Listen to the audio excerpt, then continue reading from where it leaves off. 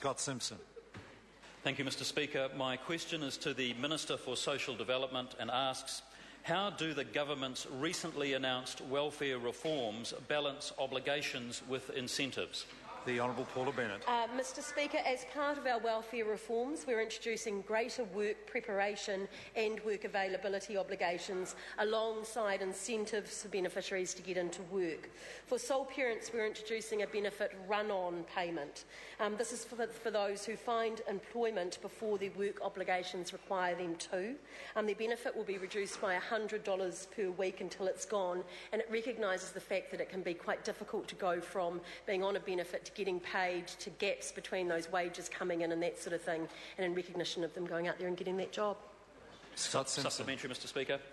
What support will be available given the Welfare Working Group's recommendation that we, quote, address incentives for parents to have additional children while on welfare, unquote? The Honourable Paula Bennett. Mr Speaker, under the new reforms, the government will provide financial assistance for women, especially those aged 16 to 18 with dependent children, to access contraception, particularly for those who choose to use the long-acting reversible contraception. This will cover the cost of attending medical appointments so that cost is not a barrier for women choosing that option. The assistance will be available to women on a benefit with or without children. Supplementary, Mr Speaker. Scott Simpson. Will sole parents be penalised for not finding work or getting a job?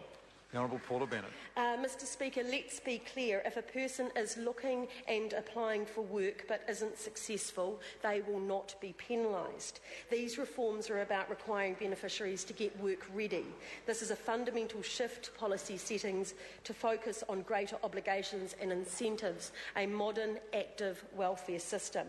We're requiring beneficiaries to be available and looking for work, but I repeat, if they can't find a job, they will not be penalised. Jacinda Ardern. Supplementary, Mr Speaker.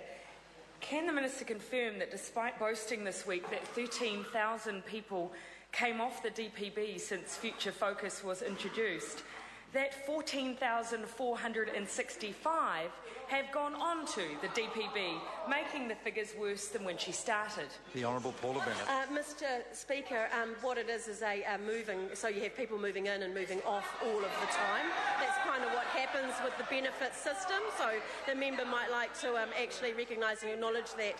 Most of that percentage increase has actually been those with the CSI, so caring for the sick and infirm, so not just for children or for children who actually need extra assistance and have that and are not work tested at all.